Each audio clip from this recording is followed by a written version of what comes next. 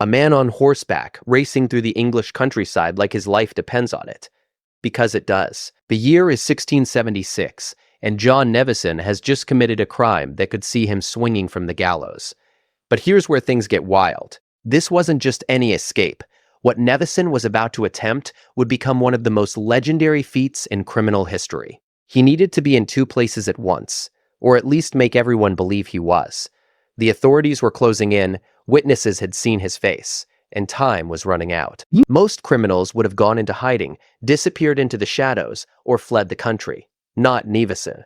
He had a different plan entirely, a plan so audacious, so physically impossible, that when King Charles II himself later heard about it, he couldn't help but laugh in disbelief. The king would eventually give Nevison a nickname that would echo through history, Swift Nick. But before we get to the royal recognition, we need to understand what drove this man to attempt something that seemed beyond human capability. What makes a person risk everything on a single desperate gamble? The answer lies in what happened that morning near Rochester. It was a misty morning at Gad's Hill, just outside Rochester in Kent. Travelers knew this stretch of road well. It was notorious for robberies, a perfect spot where highwaymen could strike and vanish into the countryside. Nevison had chosen his target carefully, a wealthy traveler making his way through the area, likely carrying a decent purse. The robbery itself went smoothly. Nevison, always the professional, approached with pistol drawn and his signature courtesy. Witnesses later described how he'd been polite, almost gentlemanly, as he relieved the man of his valuables. "Your money or your life, sir," he'd said, as if he were asking to borrow a cup of sugar.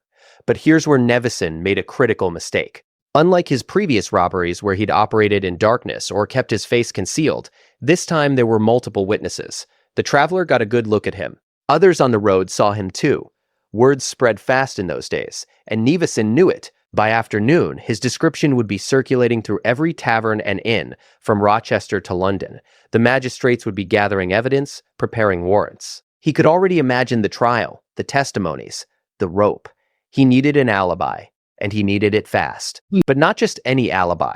He needed one so solid, so unquestionable, that no jury in England would doubt it. Nevison looked at the road stretching north and made his decision. York.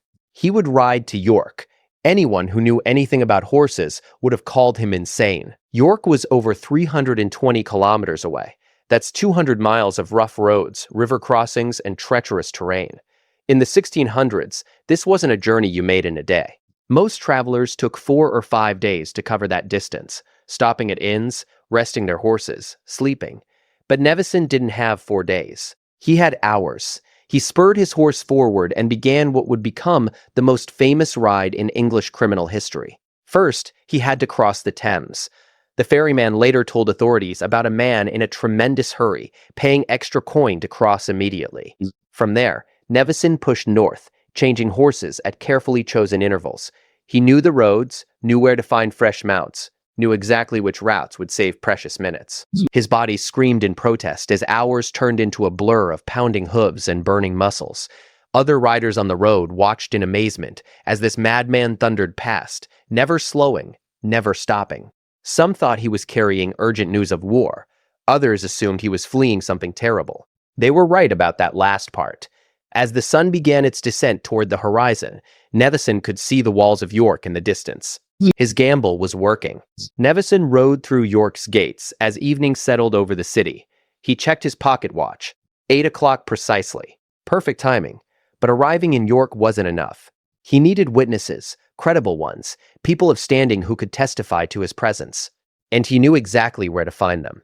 The Lord Mayor of York was known to enjoy his evening leisure at the local Bull's Green, and Nevison made his way there immediately. Now imagine the scene. This travel-worn man approaches one of the most important figures in York and casually strikes up a conversation. The Lord Mayor, who would later recount this meeting in court, remembered being impressed by the stranger's refined manners despite his dusty appearance.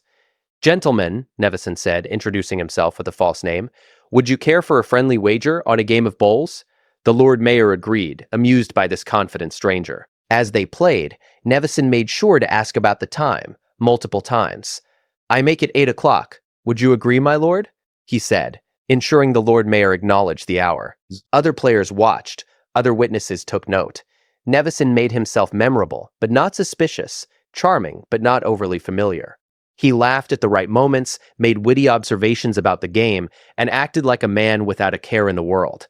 When the game concluded, he thanked the Lord Mayor warmly, shook his hand, and went to find lodging. The trap was set. The trial came weeks later, and the courtroom was packed. Highway robbery was a hanging offense, and everyone knew John Nevison's reputation. The prosecution laid out their case with confidence. Multiple witnesses placed Nevison at Gad's Hill that morning. They described his appearance, his horse, even some of the words he'd spoken during the robbery. The prosecutor stood before the jury and declared, "Gentlemen, we have irrefutable evidence that the accused was in Rochester on the morning in question. The witnesses are clear, their testimonies consistent. It seemed like an open and shut case." Then Nevison's defense presented their evidence.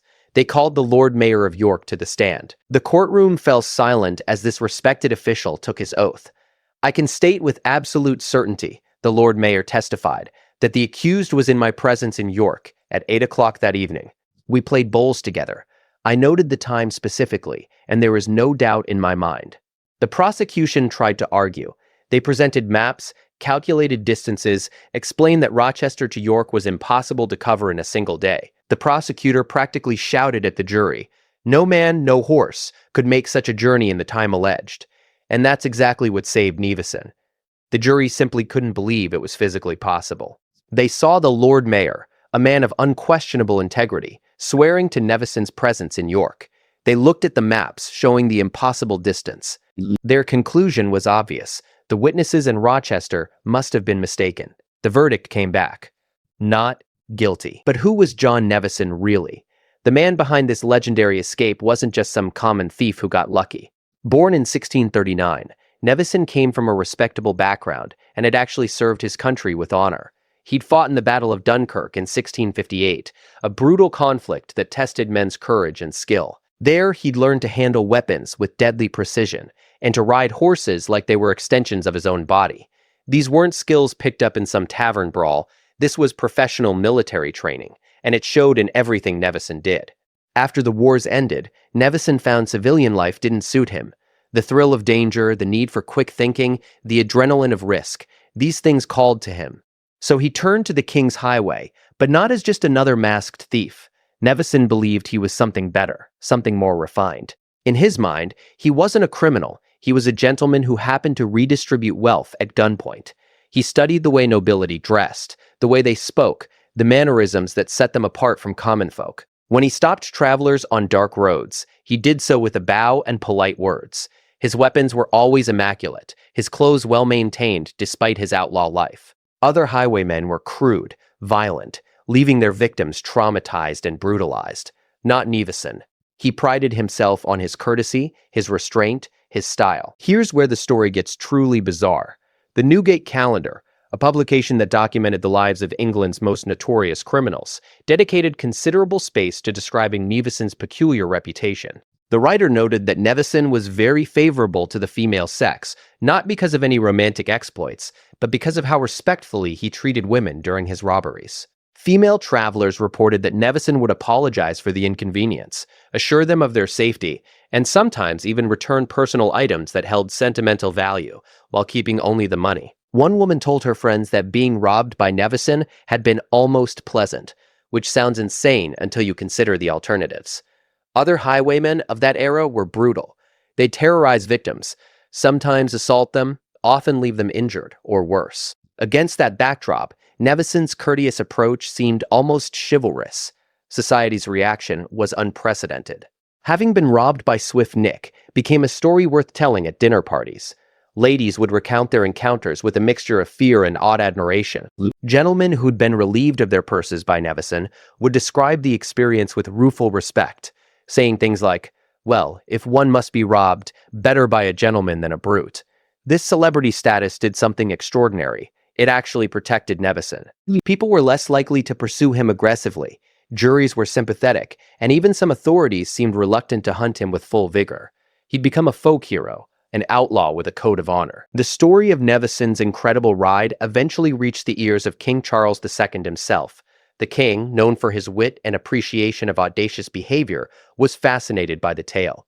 According to historical accounts, when courtiers described how Nevison had ridden 200 miles in a single day to establish his alibi, Charles reportedly laughed and said something to the effect of, "By God, that man deserves recognition for such swiftness." It was then that the king supposedly gave Nevison the nickname that would define his legacy, Swift Nick. Coming from the king himself, this wasn't just a nickname. It was a badge of honor that elevated Nevison above common criminals in the public imagination. The story spread throughout England, becoming the stuff of legend.